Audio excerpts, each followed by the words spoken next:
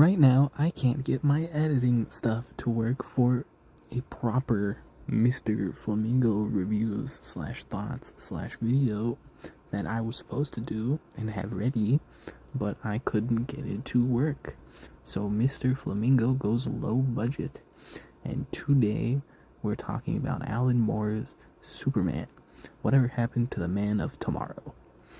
So, in the 80s, there was about 50 years of Superman stuff going on up until Crisis on Infinite Earths occurred and smashed a bunch of Earths together and rebooted continuity. What that means basically for folks at home, including my dad, is that they restarted, basically. They just refreshed. Whole new ideas. Much more easier to follow. But after Crisis, they had about 2 issues left on the current Superman run before he would have a proper do-over. So they said, you know what, publisher, whatever, what do you want to do?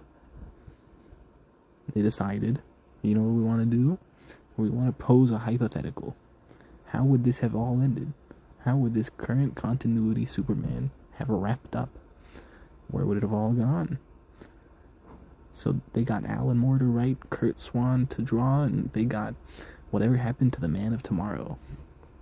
And what happened was he lost.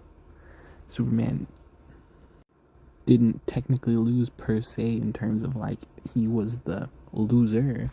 He just lost in terms of his identity as Clark Kent. A bunch of his friends end up dead. He is not a winner in whatever happened to the Man of Tomorrow. The Superman loses. He gives up his powers because he ends up fed up with a bunch of his villains. All of his villains have gotten a little worse. Bizarro goes on a rampage when, at the time, Bizarro would have never been this murderer. The Toyman, and I forget the other guy's name, they kill Pete Ross. Superman's villains are getting worse. And it's all because, in the end, revealed to be the doing of Mr. Mxyzptlk.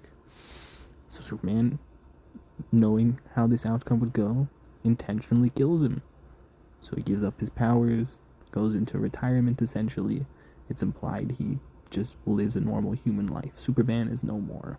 Superman lost. The man behind Superman moves on. The Man of Tomorrow leads a normal life. That's where this all would have gone in this hypothetical. I like this story because it also paints the idea of what DC was at the time. This Superman being this righteous, happy man forced into like confronting a bunch of darker themes and darker issues as DC is moving into a much more changed tone.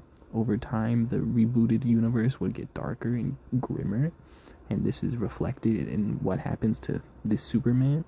Times are changing. This Superman is on the outs, and then he'd get rebooted. Whatever Happened to the Man of Tomorrow is one of Alan Moore's finest works, I think. I think he understands Superman quite well. His code, his ethics.